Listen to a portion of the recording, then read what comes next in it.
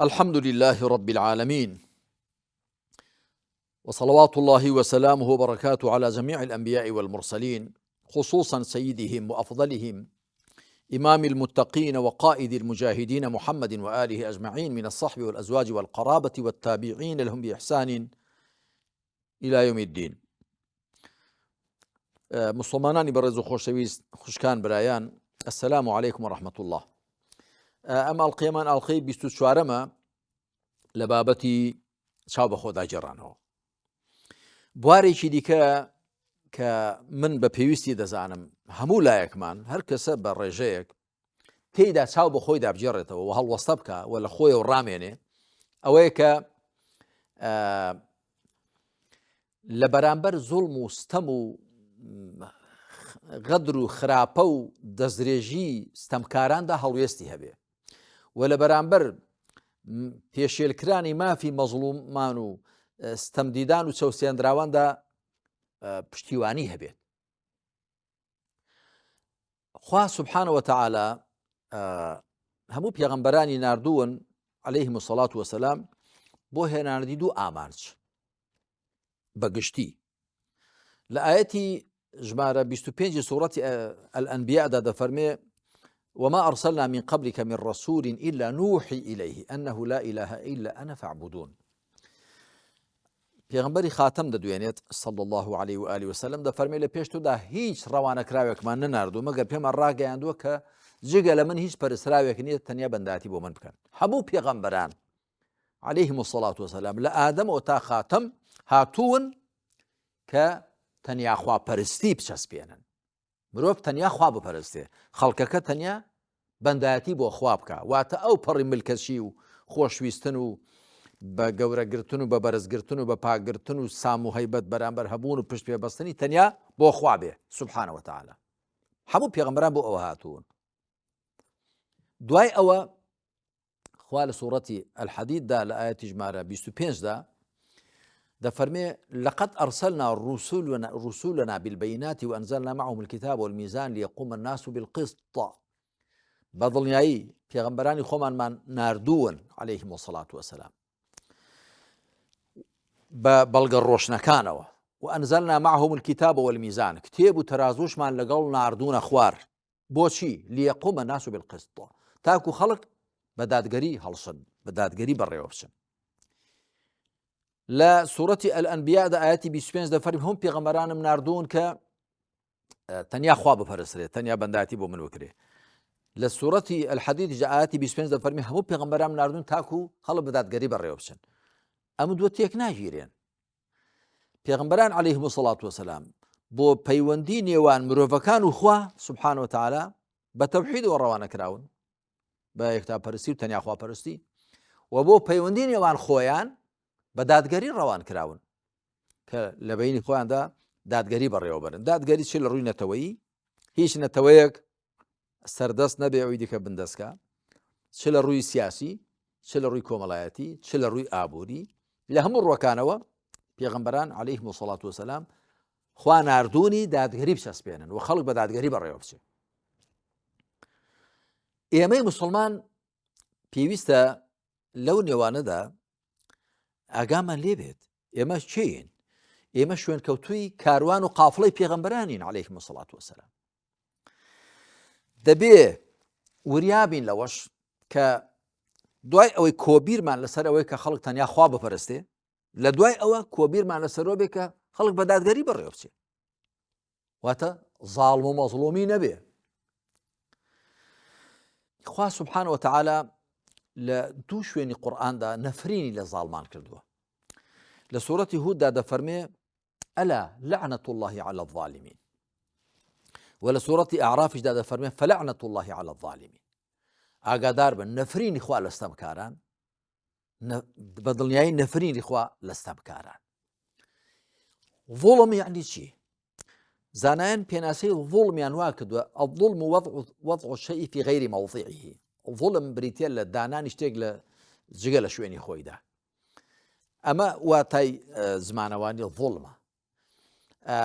بەڵام دوای ظوڵم بە معنای کوفر بەکار هاتووە والكافرون هم الظالمون لە سوورەتی نەحلدا.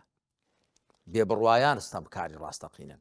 هەروەها ظڵم بە معنای شیرک هاتووە، یا بۆ نەیە تو شریک بالله ئینە شرکە لە ظڵم عەظیم.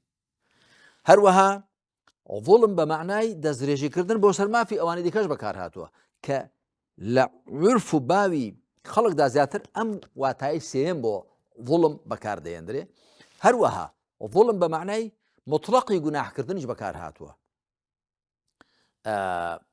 ئیلا من ظەلەمە نەفسە، ستەمی لە خۆی کردووە. ستەم لە خۆکردن چۆنە؟ گوناح بکە.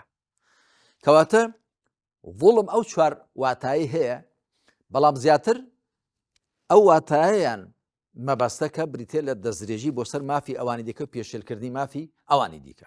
هەر کەسێک لە کۆمەلگادا بینیمان کەڵکەڵەی ئەوە لە کەل لەیدا هەبوو کە مافی ئەوانی دیکە پێشێلکە، مافی ئەوانی دیکە داگیرکە، ئەوانی دیکە بێبەشکە، لەسەر حیسابی خەڵکی دیکە خۆی دەوڵەمەندکە یاخود دەوروبەری خۆی دەوڵەمەندکە، وەکو ئێستا لە هەرێمی ئێمەدا هەیە بەداخەوە و لە عێراقدا هەیە و لە زۆربەی شوێنانی مسلمان نشیندا هەیە و لە دنیاشدا ناڵێن نییە. بەڵام لە وڵاتی ئێمە و لە عێراق زۆر زەقە، کەسی هیچی نەبووە تەماشا دەکەی هەڵ تۆقی بۆ تەمەلیار لێر بە پارەی حرام، بە دەست بە سەرداگرتنی عەرز و بەرز و بە دەست بە سەرداگرتنی نەوت و بە دەست بە سەرداگرتنی باج و خەراج و گومرگ و باشە ئەمە ظڵمە. ئایا مسلمان دەبێت لە بەرامبەر ئەو ظڵمەدا هەڵوێستی چ بێ؟ دەبێت یەخەی بگرێ. ئەگەر بەدەست توانی بەدەست یەخەی بگرێ، ئەگەر نا بە زمان دەبێت ڕەخنەی لێ بگرێ، ئەگەر نا هەلانی کەم بەدڵ دەبێ دژی بێ. بۆ چونکە خوا نەفرینی لە ظالمان کردووە. یە کەسێک خوا لەعنەتی لێ بکە نابێت تۆش دژیبی. ئێمە بۆچی دژی ئیبلیسین؟ چونکە ئیبلیس خوا لەعنەتی لێ کردووە. ظالمیش وەکو ئیبلیس خوا لەعنەتی لێ کردووە. جاگە ظڵمەکە ظڵمی نەتەوەیی بێ، ئەگەر ظڵمی سیاسی بێ، ئابووری بێ، کۆمەڵایەتی بێ، هەر جۆرە ظڵمێک لە لایەنی ئەو ستەمکارەوە ببێ، ئەتۆ لەسەرت فەرزە لە بەرامبەریدا بوەستی. لەو لاشەو مەظلوم ستەم لێکراو، مافێشێلکراو، مافخوراو، ئەتۆ دەبێت لەگەڵی بی. پێغەمبەر عەلەیهی سەڵات وسەلام دەفەرمی اتقوا دعوة المظلوم فإنه ليس بينها وبين الله حجاب. لە صحیح بوخاری داهاتووە. خۆت لە دوعای ستەم لێکراو بپارێزە کە پێغەمبەر عەلەیهی سەڵات وسەلام ئەوە بە معادی کوڕی جەبەل دەڵێ، دەفەرمێ کاتێ دێنێرێ بۆ یەمەن، کە دەفەرمێ دەچی بۆ یەمەن خەڵکێکی ئەهلی کیتابی لێن، بانگیان کە بۆ تەنیا خواپەرستی و دوایی بۆ 5 فەرزەی نوێژ و دوایی بۆ زەکاتدان، بەڵام دوایی دەفەرمێ خۆشت بپارێزە لە دوعای مەظلوم، واتە ئەو مەظلومە با جوورەکە و با نەسڕانیش بێ، مادام مەظلومە لە نێوانی پاڕانەوەی ستەم لێکرا و خوادا پەردە نییە، یەکسەر بەرزەوێتەوە بۆ لای خوا. کەواتە دەبێت ئێمە لەگەڵ مەظلوم دابین و دژی ظالم بین. لەگەڵ مەظلوم دابین ئەگەر بە قسەیەکی خۆشیش بێ، ئەگەر بە شێوەیەک لە شێوەکان بێ، دەبێت لەگەڵی دابین و دەبێت هەوڵیش دەین لە وڵاتدا ظڵم نەمێنێت. پێغەمبەر عەلەیهی سەڵات وسەلام دەفەرمێ هەر کاتێک ئومەتی من ظالمی بینی و ترسالەوەی پێ بڵێ تۆ ظالمی، إذا رأيت أمتي تهاب للظالم أنت الظالم فقد تودع منها یا تودع منه. ئەگەر ئومەتی منت بینی سام و هەیبەتی ئەوەی هەبوو بە ظالم بڵێ تۆ ظالمی، ئەوە ماڵاواییان لێکراوە، چوون بە کەڵکی هیچ نەماون. هەروەها پێغەمبەر عەلەیهی سەڵات وسەلام دەفەرمێ والذي نفسي بيده لتأمرن بالمعروف ولتنهون عن المنكر ولتأخذن على يد الظالم أو ليوشكن الله أن يعمكم بعقاب ثم تدعونه فلا يستجاب لكم. سوێن بەوەی جانیبنی بەدەستە. دەبێ فەرمان بەپەسەند بکەن، ڕێگری لە ناپەسەند بکەن، دەستی زاڵم بگرن، نەیەڵن زۆڵم بکە، ئەگەر ناخوا نزیکە خوا سزایەکتان بەسەردا بگشتێنێ، دوای هەرچەند لێ بپارێنەوە وەڵامتان نەداتەوە. ئێمە ئێستا وای دەبینین. ئێستا تۆ بچۆ لە خەڵک بپرسە هەمووی بێزارە، هەمووی تووڕێ، هەمووی نیگەرانە. بۆ؟ چونکە زۆر لە مێژە لە زوڵمەوە ڕاماون، زۆر لە مێژە لە بەرامبەر ظڵمدا کە دەکرێ، ظڵمی سیاسی، ئابووری، ئەمنی، کۆمەڵایەتی، زۆر لە مێژە بێ هەڵوێست و بێدەنگن. بۆی خوا سزای داون، سزای داوین. دەبێ بزانین ئەم دنیا شاری بێخاوەن نییە. خوا قانون و یاسای داناون لە ژیانی بەشەردا.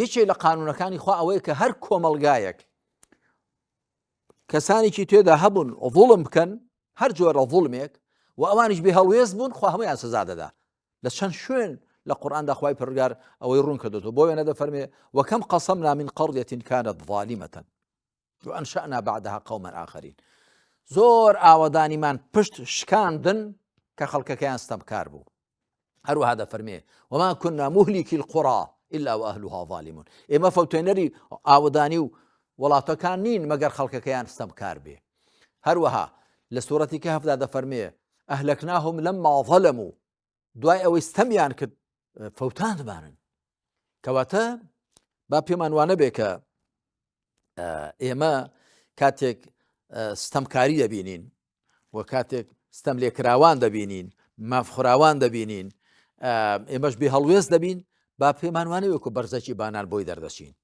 بەڵکو هەر خەڵکێک لە بەرامبەر ستەمی ستەمکاراندا بێدەنگ بێ و لە بەرامبەر ناڵە و هاوار و کوڕوزانەوەی مەزڵوماندا بێدەنگ و کەڕ بێ بە تەکید خوا سزای دەدا هەندێک کەس بەداخەوە وا دەزانێت کە مەسڵمانیەتی هەرەوەی کە ئیمان و عەقیدەمان هەبێ و نوێژ و ڕۆژوو خۆمان دەکەین و خۆمان لە قەدەغەکان دەپارێزین ئەوەی کە ئەو پێوە هەر ئەوانە قەدەغەن لە ژیانی تایبەتی و شخصی و خێزانی خۆماندا بەڵام دوایی حەقیان بەسەرەوەنی دەخوا لە کۆمەلگادا چ دەگوزارێ بەس ئەوە نییە هەموو پێغەمبەران سەڵات و سەلامی خۆیان لەسەر بێ هاتوون بۆچی یەک تەنیا خواپەرسی بچەسپێنن و دادگەری بچەسپێنن هەموو پێغەمبەران بۆ ئەوە هاتوون ئێمە شوێن کەوتوی پێغەمبەرانی عەلەیهیمو السەڵات وەسەلام کەواتە ئێمەش دەبێ هەوڵ دەین ئەوەی پێغەمبەران بۆ چەسپاندنی هاتوون ئێمەش هەوڵ دەین بیچەسپێنین تەنیا خوا بپەرسترێ